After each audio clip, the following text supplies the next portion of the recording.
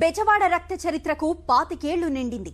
ఆధిపత్య పోరుతో మొదలైన ఈ చరిత్ర కులాల కుమ్ములాటలు, రాజకీయ వైషమ్యాలకు దారితీసింది.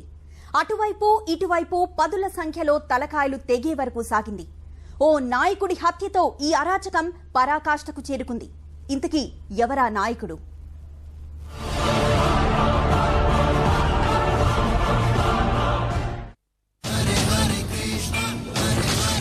ఆధిపత్య పోరు, అంతా తన మాటే వినాలన్న అహం, ఓ మనిషిలోని ఈ 2 లక్షణాలే బెజవాడలో రక్త చరిత్రకు పునాది వేశాయి.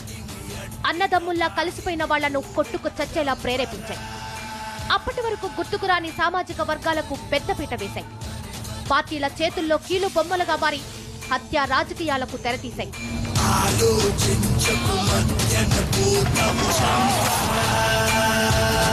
దీనివల్ల ఏమైనా బావుకున్నారన్నా, ఏదైనా ప్రయోజనం పొందారన్నా ఆ ఒక్కరిద్దరూ తప్పితే నష్టపోయిన వాళ్లే ఎక్కువ. నాయకుల్ని దేవుళ్లుగా నమ్మి సర్వస్వం దారపోసినందుకు సమిధులైన వాళ్లే ఎక్కువ. చరిత్రకు సాక్షిభూతాలుగా మారిన వారిని పట్టించుకున్న వాళ్లే లేరు. కానీ ఇక్కడ జరిగిన అరాచకం మాత్రం రాష్ట్ర రాజకీయ చరిత్రలో బెజవాడకు ఓ మచ్చ మిగిలింది.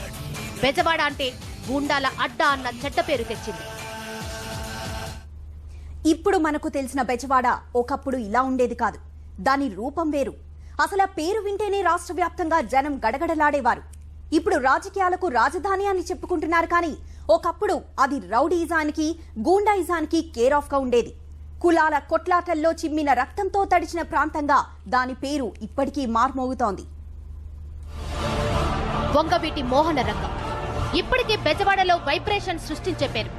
రాష్ట్ర రాజకీయాల్లో ఓ సంచలనం. అనామకుడిగా వచ్చి అసాధారణ శక్తిగా మారి రాష్ట్రం మొత్తం తన వైపుకు చూసుకునేలా చేసుకున్నాడు. తన పేరు చెబితేనే అధికార పీఠాలు గడగడలాడేలా చేశాడు. అప్పటి వరకు రాష్ట్రంలో తిరుగులేని నేతగా పేరు తెచ్చుకున్న ఓ నాయకుడికి చెమటలు పట్టించాడు. కానీ ఓ ప్రభంజనమై సాగాడు.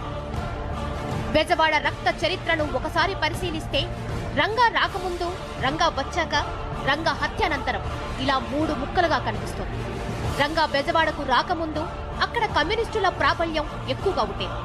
కాంగ్రెస్ కు ధీటుగా ఉండే కమ్యూనిస్టులకు సిపిఐ నాయకుడు చలసాని వెంకటరత్నం పెద్దన్నగా ఉండేవారు. విద్యార్థి కార్మిక సంఘాల్లోనూ వారి ఆధిపత్యమే ఎక్కువగా ఉండేది.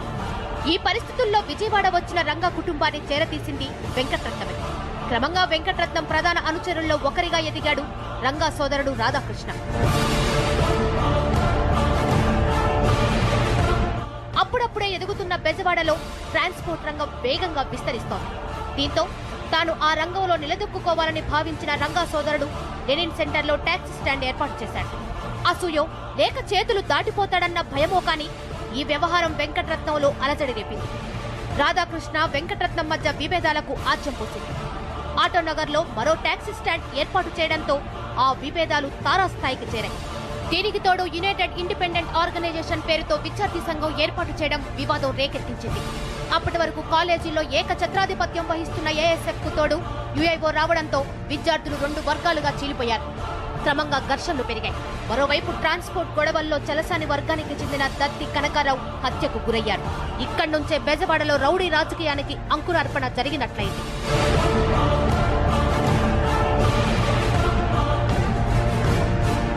కనకారావు హత్య జరిగిన కొన్ని రోజులకే రాధాకృష్ణ అనుచరుడు దుర్గను ప్రత్యర్థి వర్గం హతమార్చింది. మరికొన్ని రోజులకు మరో అనుచరుడు హనుమంతరావు దారుణ హత్యకు గురయ్యాడు. ప్రతీకారంతో రగిలిపోతున్న రాధాకృష్ణ వర్గం చలసాని వెంకటరత్నాన్ని కిరాతకంగా హత్య చేసింది. 72 కత్తిపోట్లతో చలసాని హతమవడం అప్పట్లో పెను సంచలనం సృష్టించింది. ఈ కేసులో రాధాకృష్ణతో సహా అతని అనుచరులు 10 మందికి జీవిత ఖైదు పడింది. చలసాని హత్య తర్వాత రాధాకృష్ణ స్టార్డమ్ ఒక్కసారిగా పెరిగిపోయింది. చలసాని హత్య జరిగిన 2 ఏళ్లకు రాధాకృష్ణ కూడా హత్యకు గురయ్యారు. అన్నను చంపేసిన తర్వాత రంగ తెర మీదకొచ్చారు. ఇక్కడి నుంచి బెజవాడ రాజకీయం కొత్త మలుపు తిరిగింది. ఇప్పుడు కాంగ్రెస్ లో ఉన్న దేవినేని నెహ్రూ, ఆయన సోదరుడు దేవినేని గాంధీ రాధాకృష్ణ గ్రూపులోనే ఉండేవాళ్లు. వంగవీటి, దేవినేని కుటుంబాలు ఒకరి కోసం ఒకరన్నట్లుగా ఉండేవి. రాధాకృష్ణ హత్యానంతరం రంగా ఎంట్రీ ఇవ్వడం, అతని ప్రాబల్యం పెరగడంతో దేవినేని కుటుంబీకులు బయటకొచ్చారు. రాధాకృష్ణ స్థాపించిన విద్యార్థి సంఘానికి వ్యతిరేకంగా యునైటెడ్ స్టూడెంట్స్ ఆర్గనైజేషన్ ను ప్రారంభించారు. ఇక్కడే 2 కుటుంబాల మధ్య విభేదాలు మొదలయ్యాయి.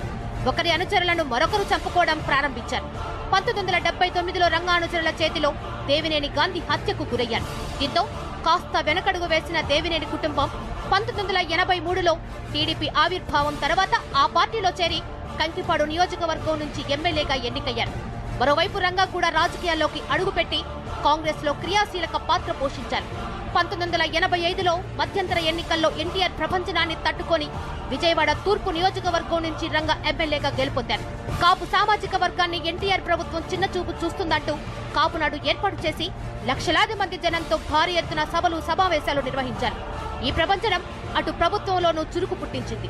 రంగా గారు కాంగ్రెస్ లో చేరిన తర్వాత కాంగ్రెస్ లో ఆయన మంచి నాయకుడిగా ఎదిగి ప్రజా సమస్యల పట్ల ఆయన పోరాటం చేసిన విధానం మా అందరినీ స్టూడెంట్స్ అందరినీ కూడా అమ్మడి పెట్టుకుని ప్రజా సమస్యల మీద అనేక కార్యక్రమాలు చేశారు. ఆయన ఆనాడు తెలుగుదేశం ప్రభుత్వం చేసిన ప్రజా వ్యతిరేక విధానాల మీద ఆయన పోరాటాలు చేసి ఉద్యమాలు చేసి నిరాహార దీక్షలు చేసి మొట్టమొదటిగా ఆయన పోలీస్ బిల్ ఆ రోజుల్లో తెలుగుదేశం ప్రభుత్వం ఇక్కడ పంపించిన ఎస్పీ కేఎస్ వ్యాస్ గారి మీద పోలీస్ బిల్ అని పెడితే ఆ పోలీస్ బిల్లుకు వ్యతిరేకించి నిరాహార దీక్షలు చేసి దాన్ని వ్యతిరేకించి ప్రజలను కాపాడగలిగారు.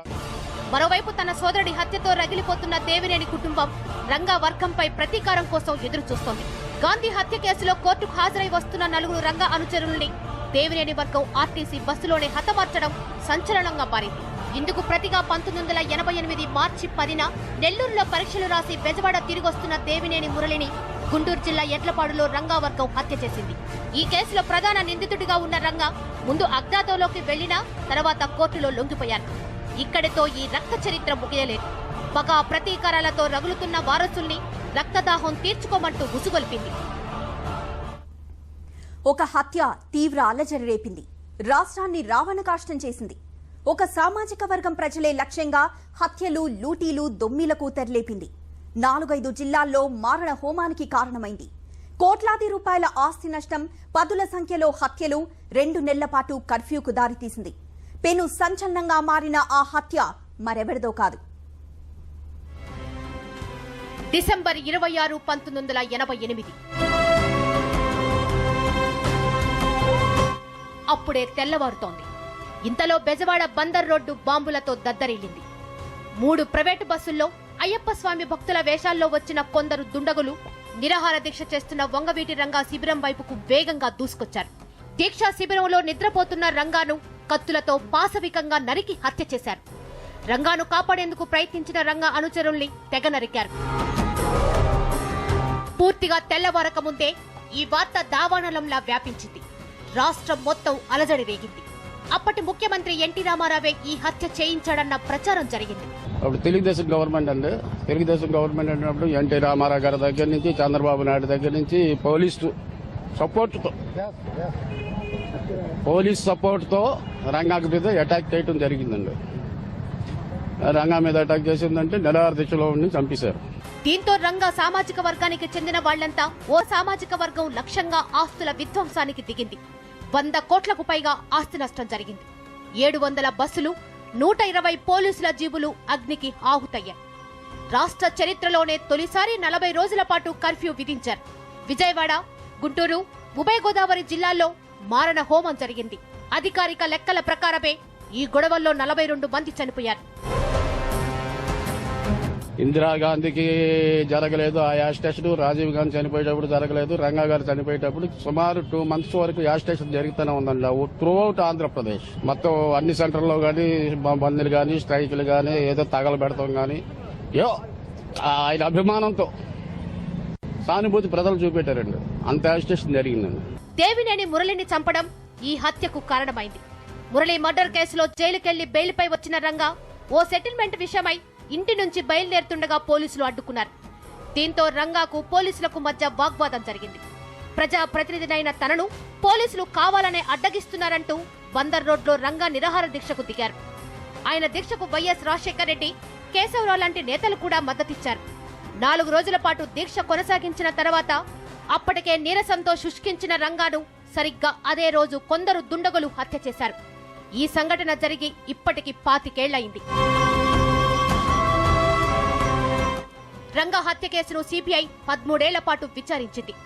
ఆ విచారణ పూర్తయ్యేలోగానే రంగా హత్యకు కారకులని ఆరోపణలు ఎదుర్కొంటున్న 12 మంది చనిపోవడంతో చివరికి రంగాను హత్య చేసిందెవరో తెలిపే సాక్ష్యాధారాలు లేవంటూ రంగారెడ్డి జిల్లా కోర్టు కేసును కొట్టేసింది.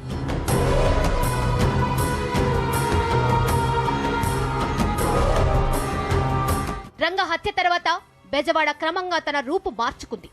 హత్య రాజకీయాలు తగ్గిపోయాయి. వంగవీటి, దేవినేని కుటుంబీకులు బెజవాడ రక్త చరిత్రకు గుర్తులుగా మారారు. ఈ రెండు కుటుంబాల వారసులు రాజకీయాల్లో ఉన్నారు. ఈ మధ్యకాలం వరకు ప్రశాంతంగా ఉన్న బెజవాడ ఇటీవలే ఓ సంఘటనతో ఉలిక్కిపడింది. సమైక్యాంధ్ర ఉద్యమంలో భాగంగా దేవినేని వారసుడు తనను రెచ్చగొట్టే ప్రయత్నం చేస్తున్నారంటూ రంగా వారసుడు రాధాకృష్ణ ఆందోళన చేయడం పోలీసుల్ని హడలెత్తించింది. మా తండ్రి రంగారు విగ్రహం దగ్గరకు వచ్చి పనికిమాలి స్లోగన్స్, పనికిమాలి చేష్టలు, వెకిలి చేష్టలు, కుల విద్వేషాలు రెచ్చగొడదామని చెప్పని తప్ప ఏమీ లేదు. చేసే పిల్ల చేష్టలు, చంద్రబాబు పనికిమాలి డైరెక్షన్ తప్ప ఈ చేసే చేష్టలు తప్ప ఏమీ లేదు. ఇంకోసారి మా తండ్రి విగ్రహం దగ్గరకు వచ్చి చేస్తే ఇలాంటి చేష్టలు చేస్తే మాత్రం నేను నష్టపోయి, నా కుటుంబంలో నేను నష్టపోయి 10 సంవత్సరాలుగా నేను ఏ బాధపడుతూ వచ్చానో నీ కుటుంబంలో కూడా అదే నువ్వు బాధపడాల్సి వస్తుందని చెప్పి కూడా హెచ్చరిస్తున్నాను. ఈ సంఘటనతో అటు దేవినేని వారసుడిని అదుపులోకి తీసుకోవడానికి, ఇటు వంగవీటి వారసుడిని సముదాయించడానికి పోలీసులకు చెమటలు పట్టేశాయి. 25 ఏళ్ల తర్వాత ఈ రెండు కుటుంబాల వారసుల మధ్య చెలరేగిన ఈ వివాదం ఎంత దూరం వెళ్తుందోనని అటు బెజవాడ వాసుల్లోనూ గుబులుగానే ఉంది. మరి పోలీసులు ఈ వ్యవహారాన్ని ఎలా చక్కబెడతారో చూడాలి.